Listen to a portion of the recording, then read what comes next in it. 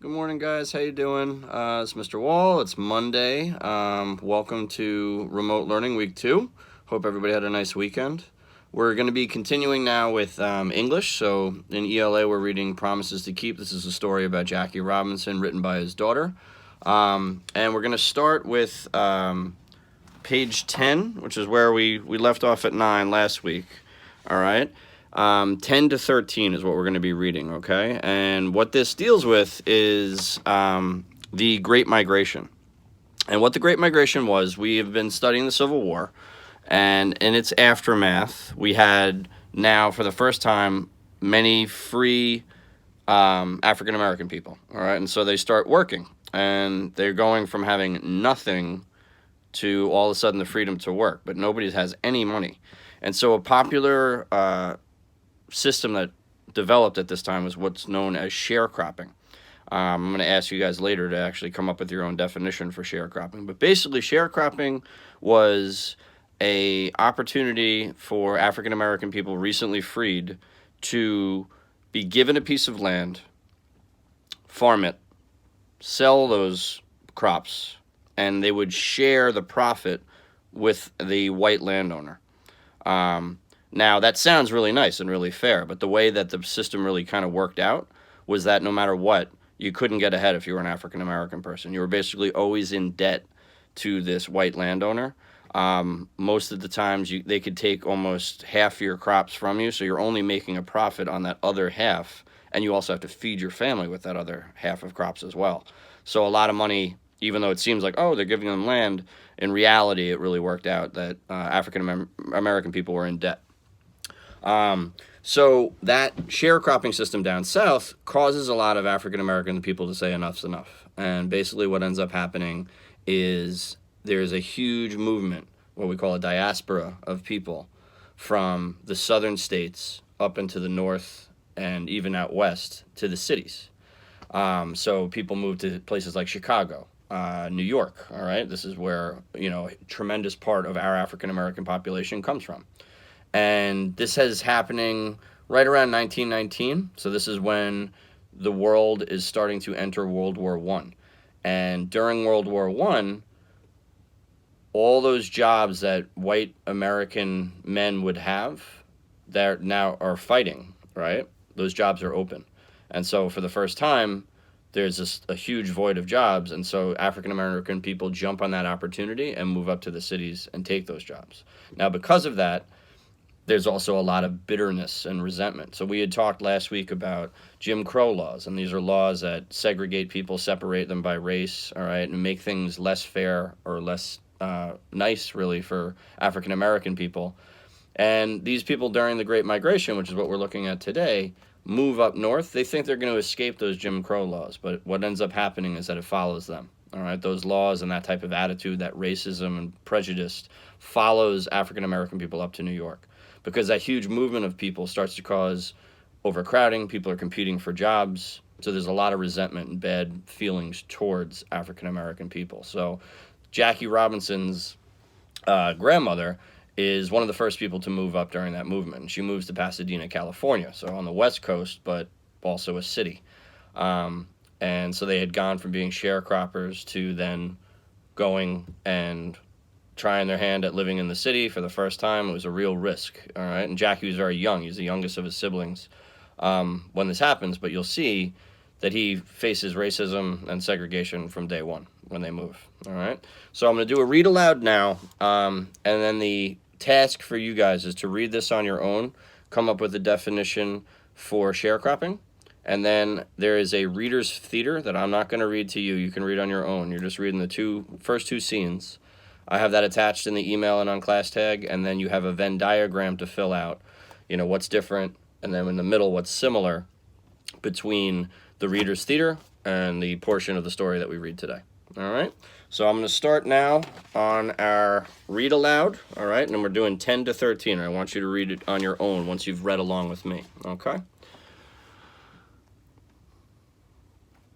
All right, so in the post-Civil War segregated world, black people and white people went to separate schools, ate in separate restaurants, stayed in separate hotels, and sat in different sections on trains and buses. In many places, they used different bathrooms, telephone booths, and water fountains. Blacks and whites went to separate pool halls, auditoriums, and circuses.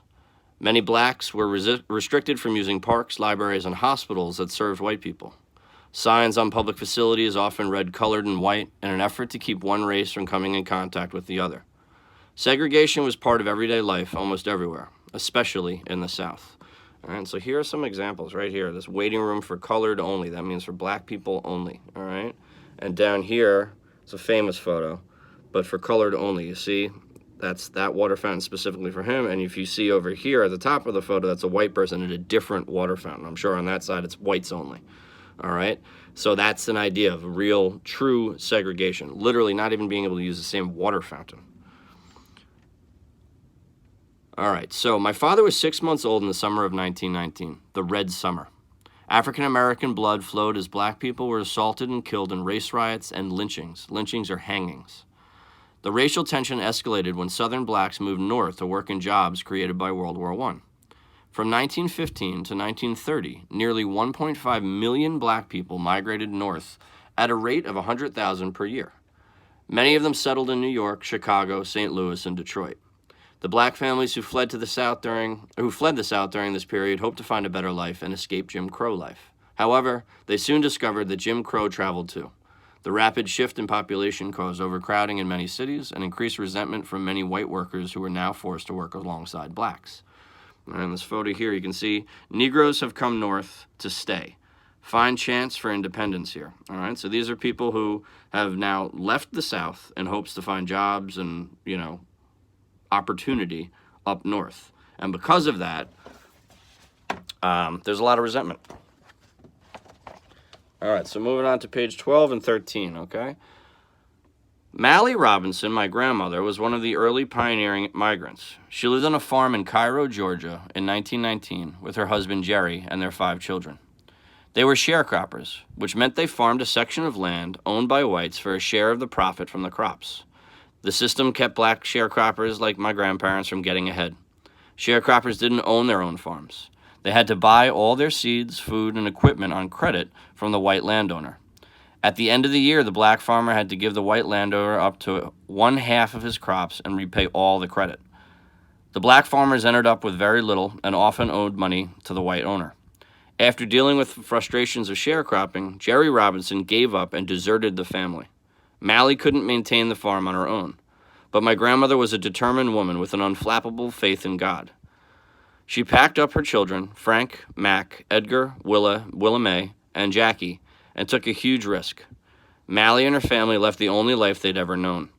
They traveled by train to Pasadena, California. There, they lived with her brother until Mallie found work and a place for her family to live. My grandmother worked long hours cleaning and cooking in the homes of white families. Meanwhile, she insisted her children keep up their grades, work after school, and attend church every Sunday. The children learned early to protect each other. For a couple of years, my dad's sister, Willa Mae, took my father to school with her. Dad played alone in a sandbox outside her classroom until the kids came out for recess. As a boy, Dad went to Cleveland and Washington elementary schools in Pasadena. The students were black. The teachers were white. My father only got average grades, but he loved sports. With marbles, soccer, dodgeball, and baseball, Dad's reputation as a competitor and a winner began when he was just a young boy. Pasadena was a pretty city with lots of parks and other public recreational facilities. My dad couldn't go in most of them. The local YMCA refused my father's membership because he was black. The Pasadena movie houses he went to forced black people to sit in one section. The local soda fountain wouldn't serve black kids. Pasadena was divided into neighborhoods according to race. The boundaries were clearly drawn. Blacks lived in only Blacks lived in only certain parts of town. That didn't stop my grandmother. Mallie and her sister and brother-in-law, Cora and Samuel Wade, raised enough money to buy a house. They ignored the racial boundaries and settled on a house at 121 Pepper Street. The house that they wanted happened to be in an all-white neighborhood. According to family stories, my grandmother knew the owners wouldn't sell their home to a black family. Mallie got a light-skinned niece who could pass for white to purchase the Pepper Street house for them. After the closing, the Robinson and Wade families moved in together. The neighbors weren't exactly welcoming. My father was 3 years old when he and his family moved to Pepper Street. When he was 8, Dad got into a name-calling fight with the little white girl who lived across the street. The children's verbal battle was interrupted when the girl's father came outside and started throwing rocks at my father. There were other incidents like that meant to intimidate my grandmother into moving off Pepper Street. A cross was burned on their front lawn, but in spite of the pressure from neighbors, my grandmother refused to leave Pepper Street. Over time, the block became mixed with families with black, white, Asian, and Hispanic backgrounds. All right, so we have now read pages 10 to 13. I'd like you guys, if it helps you to kind of listen to the recording as you read along, please feel free, but give it one more read. All right, and then what I'm going to ask you to do is read the attached Reader's Theater. Okay, so there's just 2 scenes. It's like 2 or 3 pages, but like as a script, so you'll read it super fast. And what you're gonna do is you're gonna compare the play to what we just read as a class, specifically talking about the Great Migration. So what is different about the theater experience and the experience here? What's similar? All right. To me, the similarities are always the more important thing. So really make sure that middle, where the circles interact, all right, where that middle section is, that's really where you want to be focusing your attention. I want that totally filled up. All right, and we'll go over that today during our Zoom session at 4:30. All right, so look forward to talking to you guys. All right, happy hunting, and I'll speak to you later.